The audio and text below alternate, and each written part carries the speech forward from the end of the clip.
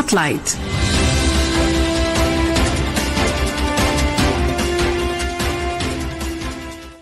Good evening, listeners, and welcome to today's Spotlight. I am Deeksha Saxena, and today we will be discussing the key announcements in the budget 2026-27 for MSMEs growth. To delve into the subject, we are joined by Mr. A.K. Bhattacharya. Mr. Bhattacharya, welcome to Akashvani News. Thank you very much. The Union Finance Minister presented the Union Budget on 1st of February, that is Sunday. Focus on MSME sector was very clear, and the reason behind it is MSME sector is the second largest contributor to the economy and accounts for 30.1% of the GDP. Before we progress any further, let's first listen to what Finance Minister had to say when she was speaking about the MSME sector during the budget speech. I propose to introduce a dedicated 10,000 crores SME growth fund to create future champions, incentivizing enterprises based on select criteria. Mr. Bhattacharya, we just heard the Finance Minister speaking about the national champions and the growth fund which she was speaking. So I want you to explain what is SME growth fund, and also can you make us understand what national champions are? What is the intention of the government behind this?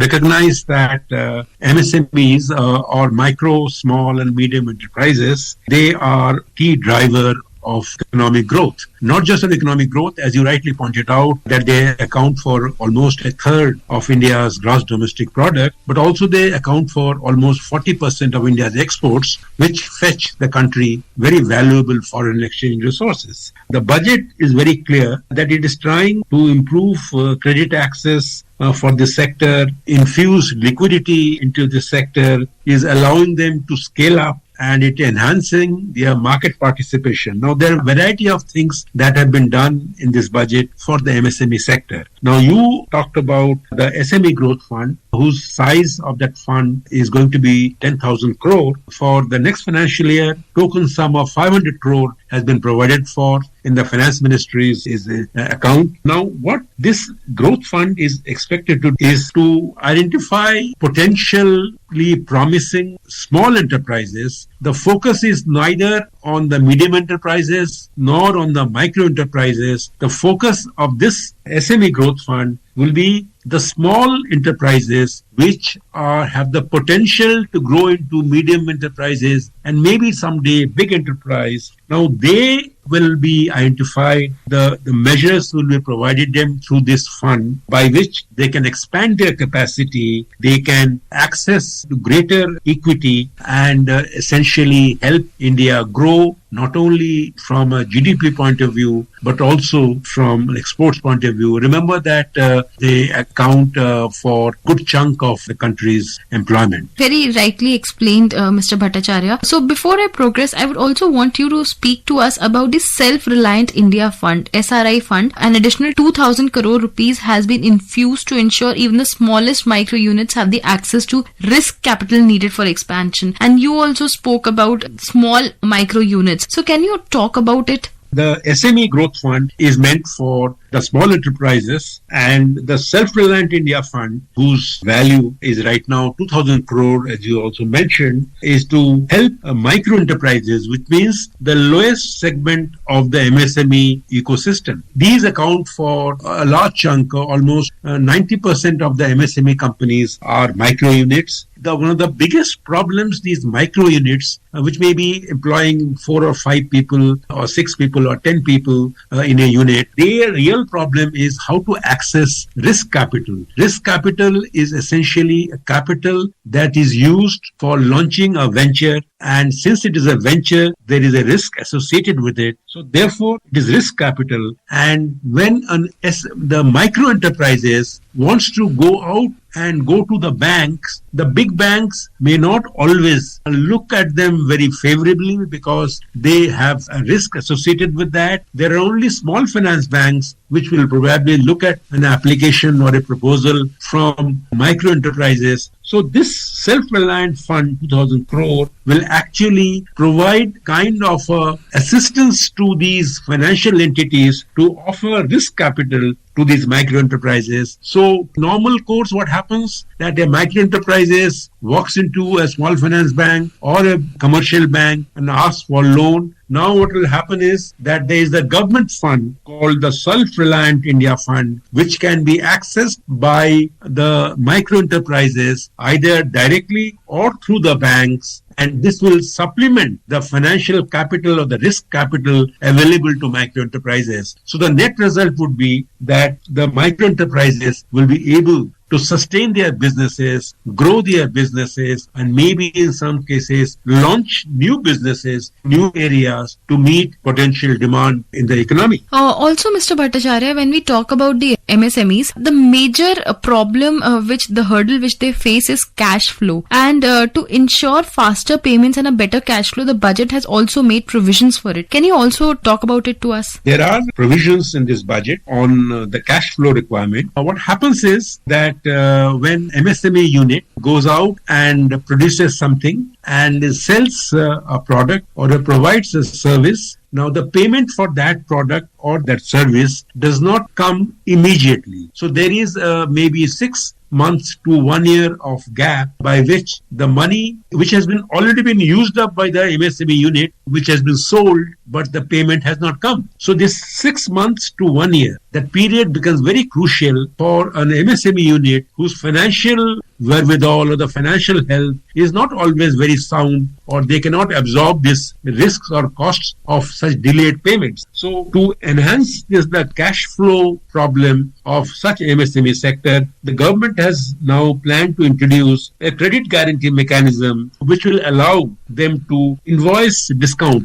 discounting the invoice on trade receivable basis. What happens is that if it is you have a receivable against something that you have supplied, now against that trade receivable, you get kind of discounted money you can use for meeting your own financial or preparing your next lot products, producing them and supplying them. So these are asset-backed securities. They enhance liquidity. They ensure that the cash flows are intact. And most importantly, they create a secondary market. For example, if there is a receivable certificate which then MSME unit gets, now that can be traded in the market, because backing that receivable certificate is money that will come, may not be immediately, maybe 6 months later, because the supplies have been done. This is a transformational shift towards a cash flow based lending. It reduces dependence on the banking system's collateral led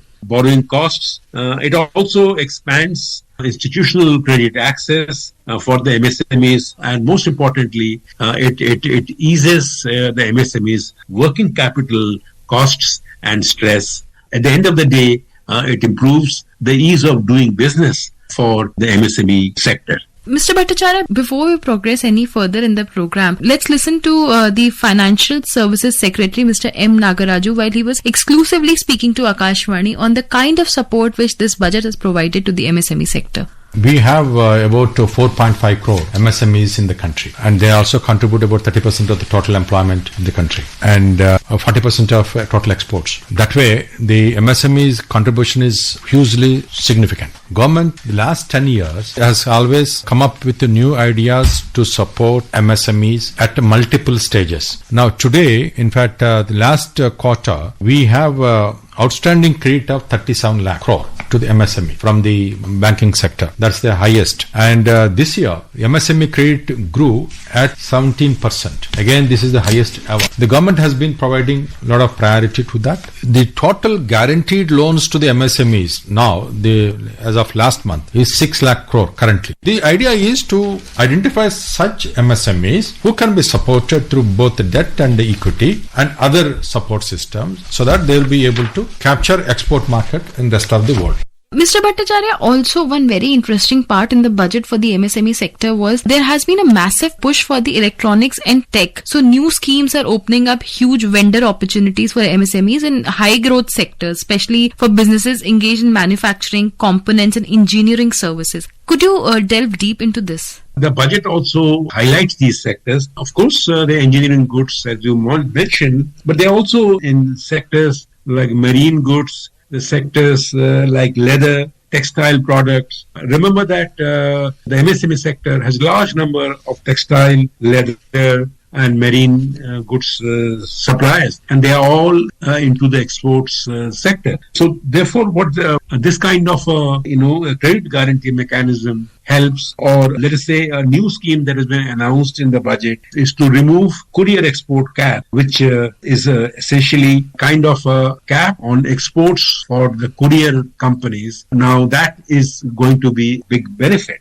Similarly, duty-free import of specified inputs for shoe upper exports have been allowed. Now, this will hugely benefit the leather industry. So it's a big plus for this sector. Something similar has been done for textile products, where the export period, which is a permissible period for financing purposes, has been increased for both leather exporters as well as textile products exporters from 6 months to 1 year. So essentially, it improves the cycle, the capital cycle of these units. It also improves these companies' integration into global value chains. It enables higher value shipments. It reduces input costs. So I think these are all very, very important moves to help a sector that accounts for a large chunk of India's employment as well as exports. The other point which had the spotlight in the budget was the she marts, and the government is also pushing for women empowerment through these marts. Can you also explain what exactly she marts is?